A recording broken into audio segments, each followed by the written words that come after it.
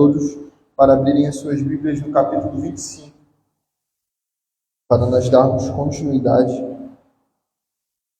se assim Deus permitir. Amém? Então, meus irmãos, de forma introdutória, gostaria de compartilhar com vocês sobre o contexto, que estaremos inseridos aqui na leitura do texto. Primeiramente, nós vimos no capítulo 24 que Paulo esteve diante do governador Félix, e esse governador acabou sendo um homem que ficou muito impactado quando o apóstolo Paulo começou a falar sobre o Evangelho. Nós vimos que ele realmente recebeu aquela palavra de forma muito impactante. E o motivo disso é porque ele percebeu que Paulo estava pregando a verdade, e ele começou a compreender que a forma como ele estava conduzindo o seu governo, o seu modo de viver, estava contrário às Escrituras. Até porque ele era um homem conhecido pela sua crueldade, ele era conhecido por ser um governador corrupto, que verdadeiramente se envolvia naquilo que não deveria. Ele vendia as suas sentenças para que, de alguma forma, ele tivesse um retorno financeiro. Portanto, ele não exercia a autoridade que Deus lhe confiou da forma que deveria. Só que nós vimos também que, ao mesmo tempo, ele aguardava, de alguma forma, receber uma contrapartida de Paulo. Ele queria que Paulo pagasse para que ele pudesse libertar Paulo. Então, nós vemos aqui que ele, apesar de ter ouvido o Evangelho através da vida do apóstolo, ele não mudou a forma como ele conduzia a vida dele e exercia a autoridade dada por Deus. De uma forma, de nós já, de alguma forma, termos alguma aplicação logo no contexto, é que o ímpio, quando ele se depara com o Evangelho, ou ele vai se assustar, ao reconhecer a sua necessidade, a sua forma de vida que se torna incompatível, que é incompatível à vontade de Deus, e se arrepende, ou ele vai escolher fugir, ou ele não vai querer mais ouvir essa palavra, porque é uma palavra que confronta, uma palavra que aponta para um homem pecador e que carece da graça de Deus. E diante disso, nós vimos que, portanto, ele continuou a querer exercer o seu governo de forma corrupta, querendo ali um suborno da parte de Paulo para que ele pudesse libertá-lo. Mas Paulo, obviamente, não vai fazer isso. E aí nós vimos que 2 anos se passaram. Ou seja, o governador ficou 2 anos adiando o julgamento de Paulo, com essa esperança de receber algo em troca. Sabendo que Paulo vinha de uma família nobre, uma família romana, que tinha cidadania romana. Mas, nesse contexto, acabou que finalmente Nero vai decidir trocar o governo daquele local. Ou seja, Félix vai sair e nós vamos ver que teremos um novo sucessor chamado Festo. E é diante desse contexto que nós vamos iniciar a leitura, se assim Deus permitir. Versículo 1 e 2. 3 dias depois de ter assumido o governo da província, Festo saiu de Cesareia e foi para Jerusalém. E logo, os principais sacerdotes e os maiorais dos judeus lhe apresentaram queixa a respeito de Paulo. Ou seja, nós vemos aqui que assim que ele assumiu o governo, Festo, pensando como um político, como um governante, decidiu ir a Jerusalém para estar com os judeus. Ou seja, ele queria, de alguma forma, fazer uma média com os judeus, sabendo que representava grande parte da população da região de Jerusalém. E foi lá para saber qual era a demanda, o que estava acontecendo entre os judeus, para que de alguma forma ele pudesse ter um governo tranquilo dali para frente. E aí, obviamente, os judeus vão aproveitar essa oportunidade para falar sobre Paulo. Por mais que tenha se passado ali quase mais de 2 anos, os judeus guardavam ainda aquele rancor por tudo que o apóstolo Paulo tinha feito, e continuava fazendo com a pregação do Evangelho. E, diante disso, eles vão falar sobre o que estava acontecendo sobre Paulo, versículo 3. Contra ele, pediram a Festo o favor de mandar que ele fosse trazido a Jerusalém. É que eles tinham armado uma emboscada para matar Paulo. Ou seja, nós vemos aqui que a estratégia deles é se utilizar de um novo governante no comando para que Paulo voltasse para Jerusalém. E aí, nessa distância, né, entre Cesareia e Jerusalém, eles iriam colocar em prática aquele plano de emboscada para tirar a vida do apóstolo. Versículo 4. Festo, porém, respondeu que Paulo continuaria preso em Cesareia e que ele mesmo, muito em breve, partiria para lá. E concluiu: aqueles de vocês que estiverem habilitados, me acompanhem, e havendo contra este homem qualquer crime, acusem-no. Ou seja, Festo respondeu de forma contrária à vontade dos judeus. Ele não aceitou a ideia de retornar com Paulo para a prisão de Jerusalém, dizendo que, como ele ia para Cesareia, que era a sede do governo, lá mesmo ele iria resolver essa situação. Mas no versículo 5 ele fala que se tivesse ali algum judeu habilitado, ou seja, algum judeu da alta nobreza, né, que fazia parte ali do sumo sacerdote, né, que fazia parte ali daquela elite dos judeus que tivesse habilitado, poderia ir para que pudessem fazer as queixas necessárias sobre a prisão de Paulo. Versículo 6. E não se demorando entre eles mais de 8 ou 10 dias, foi para Cesareia. No dia seguinte, assentando-se no tribunal, ordenou que Paulo fosse trazido. Quando Paulo chegou, os judeus que tinham vindo de Jerusalém ficaram em volta dele, fazendo muitas e graves acusações contra ele, as quais, entretanto, não podiam provar. Imaginemos aqui, então, novamente um contexto de confusão, né? Nós temos aprendido aqui ao longo do livro de Atos que os judeus são marcados pela essa confusão, né? Por toda essa gritaria, multidão, enfim. Eles eram marcados por isso. E aqui não foi diferente, né? Atendendo o convite do novo governador, muitos judeus decidiram acompanhá-lo até Cesareia para que ali eles pudessem falar sobre Paulo, né? Para que ali eles pudessem falar sobre tudo que todas as acusações, né? Enfim. E só que, mais uma vez, eles estarão em meio a uma confusão, uma gritaria totalmente sem fundamento, né? Porque, como nós vimos aqui no final do versículo 7, eles estavam, entretanto, fazendo acusações contra ele, as quais, entretanto, não podiam provar. Ou seja, acabava sendo uma tática, né? Eles faziam aquele alvoroço, aquela gritaria, porque sabiam que se fossem, né, para a parte de convencimento, né, eles não iriam conseguir, porque realmente Paulo não tinha feito nada. Né? Estavam acusando ele de algo que ele não tinha feito.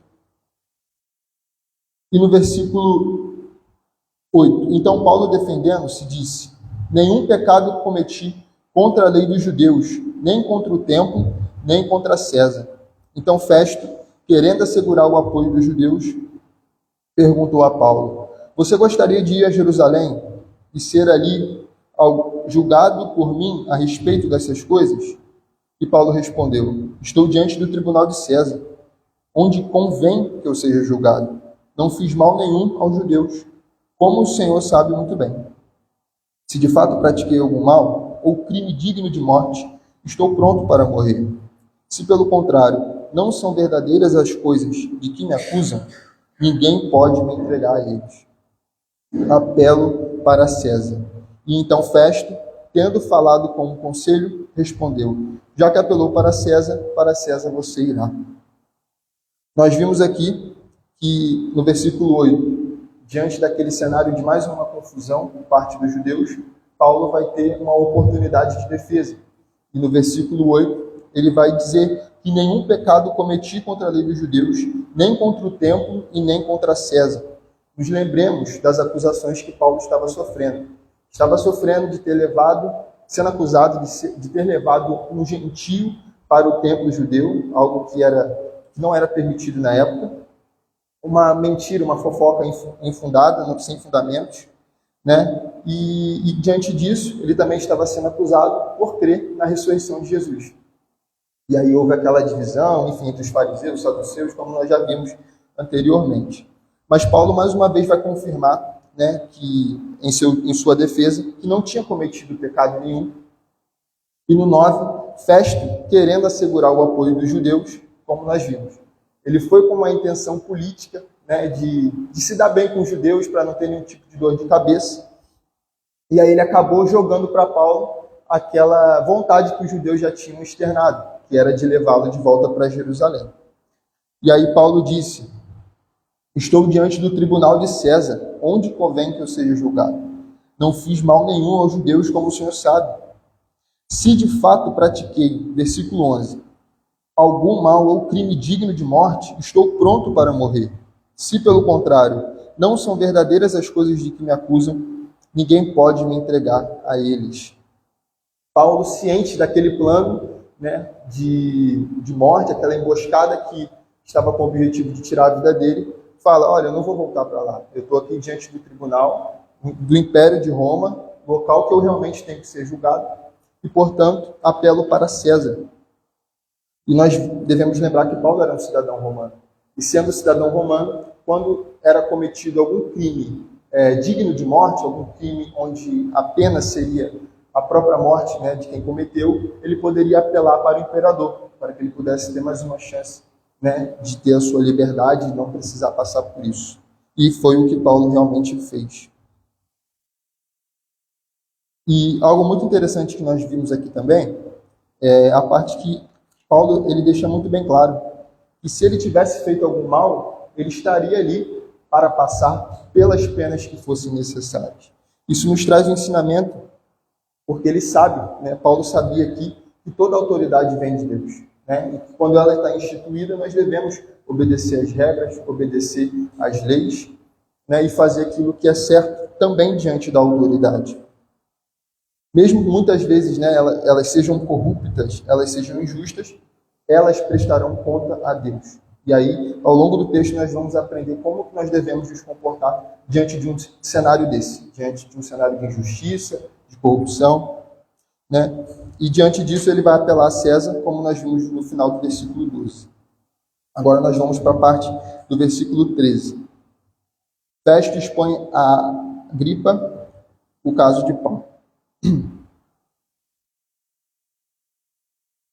Passado alguns dias, o rei Agripa e Berenice chegaram a Cesareia a fim de saudar Festo. Como se demorassem ali alguns dias, Festo expôs ao rei o caso de Paulo, dizendo: Félix deixou aqui preso certo homem, a respeito de quem os principais sacerdotes e os anciãos dos judeus apresentaram queixa, quando eu estive em Jerusalém, pedindo que o condenasse. Primeiro, quem é esse rei? O rei Agripa, né? Enfim. Este rei, ele é o Agripa II. Ele é filho do rei Agripa I. E, para título, né, de conhecimento nosso, este primeiro rei, o pai deste aqui, foi o responsável por mandar matar Tiago e prender Pedro. Ou seja, era um homem marcado também por muita crueldade. E o final desse homem, né, de vida desse homem, foi algo muito cruel. Ele foi verdadeiramente comido por vermes, né, aqui na cidade de Cesareia também. E este rei Agripa, ele era um judeu praticante. Portanto, ele era um homem que tinha muito conhecimento da lei. Ele sabia, né, sobre os costumes judaicos e, portanto, ele se interessou sobre o assunto para que ele pudesse ouvir Paulo, né, ficar por dentro do que estava acontecendo e, de alguma forma, ajudar o governador a resolver esse problema. E o que ele foi fazer lá? Nós vimos aqui que o rei chegou juntamente com Berenice, essa mulher que nós não sabemos se era a esposa ou se era a irmã dele, né? A Bíblia não fala sobre isso, mas também não tem muita necessidade, né? Não é um tema central. E eles chegaram a fim de saudar Festo, ou seja, o rei chegou lá, como tinha um novo governante, ele estava ali para saudá-lo, né? Para recepcioná-lo, e enfim. Só que aí acabou que o novo governador, expôs ao rei o caso de Paulo. E nós vimos, a partir do versículo 16 agora. Eu lhes disse que não é o costume dos romanos condenar quem quer que seja, sem que o acusado tenha presentes os seus acusadores e possa defender-se da acusação. Assim, quando eles vieram para cá, sem nenhuma demora, no dia seguinte, assentando-me no tribunal, determinei que o homem fosse trazido. Ou seja, Festo que compartilha com o rei que ele escolheu não ceder à vontade dos judeus, que era levar Paulo de volta a Jerusalém. Ele fala que, como Paulo se tratava de um cidadão romano, ele deveria ser julgado de acordo com as leis de Roma. E com isso, ele respeitou os direitos de Paulo, né, no que diz respeito à sua defesa e acusação. Versículo 18. Levantando-se os acusadores, não mencionaram nenhum dos crimes de que eu suspeitava. Traziam com ele algumas questões referentes à sua própria religião, e particularmente a certo morto, chamado Jesus, que Paulo afirma estar vivo. Aqui há algo muito interessante.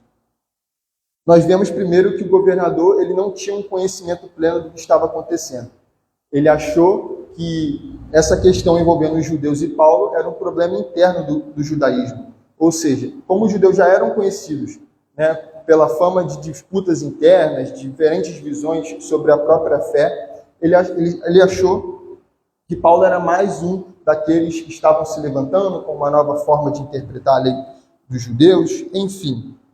Se mostrou um homem que não tinha conhecimento pleno da questão. Mas o ponto aqui principal é a forma como ele vai se referir ao Senhor. Nós vemos aqui que ele fala no versículo 18, no versículo 19, algumas questões referentes à sua própria religião e particularmente a certo morto chamado Jesus. Ou seja, ele se refere a Jesus como um morto qualquer, como algum homem que tinha morrido e que Paulo estava falando que tinha ressuscitado e os outros judeus estavam falando que não. Ele tratou aqui, portanto, como uma disputa terrena, como algo assim banal diante, né, do Império Romano, do império mais poderoso da época. E nós vemos, né, que, apesar disso, o nome do Senhor Jesus ele tem toda a honra, tem toda a glória, e tem toda a evidência até os dias de hoje, né, tendo o Império Romano já decaído há muitos anos atrás, mesmo, né, tendo todo o poder que na época tinha. Versículo 20. Estando eu perplexo quanto ao modo de investigar essas coisas, perguntei-lhe se queria ir a Jerusalém para ali ser julgado a respeito disso. Mas, havendo Paulo apelado para que ficasse em custódia para o julgamento de César, ordenei que o acusado continuasse detido até que eu o enviasse a César. Então Agripa disse a Festo: eu também gostaria de ouvir este homem. E Festo respondeu: amanhã você poderá ouvi-lo. Basicamente, aqui o governador está passando para o rei o que estava acontecendo no que diz respeito a Paulo e os judeus. Ele fez um breve resumo de tudo aquilo que nós já aprendemos, de tudo aquilo que nós vimos, né? E aqui no final do versículo 22, nós vemos que o rei ele se interessa sobre o assunto, né? Até porque ele era um judeu praticante, ele conhecia a lei, né? E diante disso ele poderia agregar alguma coisa para que o caso fosse resolvido da melhor forma. E no versículo 23, de fato, no dia seguinte, vindo Agripa e Berenice, com grande pompa, tendo eles entrado na sala de audiência, juntamente com os oficiais superiores e homens eminentes da cidade, Paulo foi trazido por ordem de Festo. Logo aqui no início nós vemos que o rei se apresenta, juntamente com essa mulher que nós não sabemos se era esposa ou irmã, com grande pompa. Essa foi uma das causas para que o pai dele fosse consumido. Ele era um homem extremamente soberbo, arrogante, que se vestia com roupas, né, exuberantes, com pedras preciosas, e essa foi uma das causas pelo qual o Senhor, né, tirou a vida dele da forma como tirou. Nós vemos o filho seguindo o mesmo exemplo, na mesma cidade, ou seja, um contexto de Estado, né, que permanecia a mesma coisa, nada tinha mudado. E aí Paulo é chamado diante dessas autoridades, diante do próprio rei, para que ele viesse se explicar mais uma vez. E então Festo disse, versículo 24, Rei Agripa e todos os senhores aqui presentes, vejam este homem, por causa de quem toda a multidão dos judeus recorrem a mim, tanto em Jerusalém como aqui, clamando que não convinha que ele vivesse mais. Porém, eu achei que ele não tinha feito nada, que fosse passível de morte. E, entretanto, tendo ele apelado para o imperador, resolvi mandá-lo para lá. Trazendo aqui aos irmãos um contexto, né, um conhecimento de contexto, né, histórico, há uma grande linha de interpretação que traz que Lucas escreveu o livro de Atos como uma apologia a Paulo. O que seria isso? É um sentido de que todos os acontecimentos aqui registrados servissem de base para Paulo diante do tribunal, diante do imperador, perdão. E isso nos serve também para mostrar historicamente que os cristãos muitas vezes, na verdade nunca aqui nesse contexto, tiveram culpa. Os cristãos não tinham culpa do que estava acontecendo. E as autoridades romanas aqui estavam comprovando isso a todo tempo. Nós temos aqui as próprias autoridades comprovando que por parte dos cristãos não tinha nada de errado. Mas isso é uma prova de que no mundo, mesmo sem motivos, os cristãos estarão sendo acusados, caluniados, perseguidos. Infelizmente, chamarão a gente de doidos, de que são retrógrados, que estão contra o avanço, que estão contra o progresso. Infelizmente, é uma realidade que nós vamos conviver, mas nós precisamos estar atentos. E, apesar disso, apesar dessas investidas do mundo, nós cristãos devemos nos posicionar sem darmos motivos para que o mundo fale. Portanto, nós não podemos nos envolver com escândalos, com corrupção. Infelizmente, nós vemos a igreja hoje em dia envolvida com tudo isso, e infelizmente dando motivo para esse mundo falar da gente, que já falavam sem motivos, e fazem da mesma forma. E gostaria de lembrar os irmãos nesse contexto que a ordenança para nós é essa. Aqui nós vemos na carta dos Filipenses: para que se tornem irrepreensíveis e puros, filhos de Deus inculpáveis no meio de uma geração perversa e depravada, na qual vocês brilham como estrelas no mundo, apegando-se firmemente à palavra da vida. Mesmo que o mundo venha falar de nós sem motivos, que a gente se preocupe em não dar motivos ao mundo para que falem da igreja do Senhor.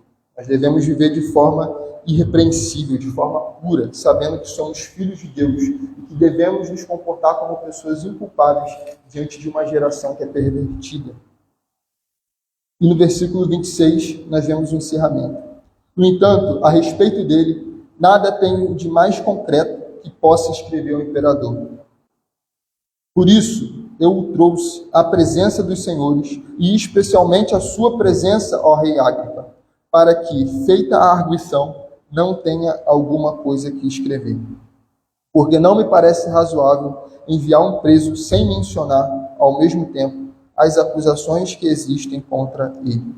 Ou seja, nós vemos aqui um contexto em que tudo está se armando para que Paulo novamente venha falar em sua defesa. Mais uma vez ele fará a sua defesa, e sendo essa a que nós estudaremos no próximo capítulo, a mais detalhada, a que ele mais vai falar do Evangelho de forma desmiuçada, diante de todas essas autoridades ali reunidas.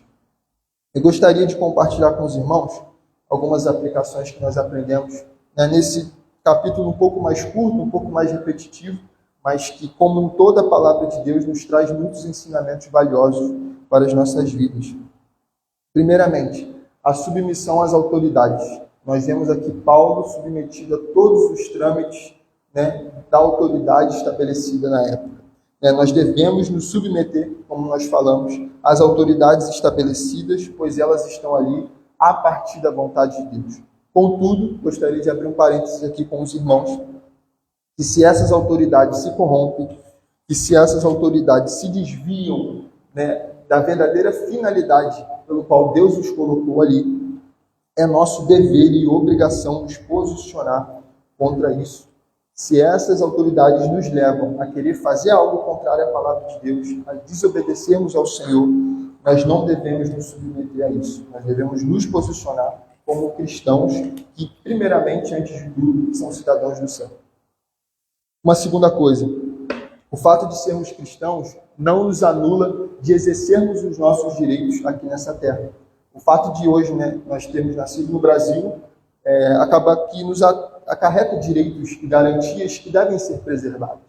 Como os cristãos, nós temos aqui o direito à liberdade de crença, à liberdade de expressão. Hoje nós temos aqui garantido o direito de nos reunirmos, e como cristãos nós devemos estar atentos, porque se algum dia alguma autoridade se posicionar contrária a isso, nós devemos lutar por esse direito garantido, sabendo que sempre estarão caminhando para perseguir a igreja do Senhor.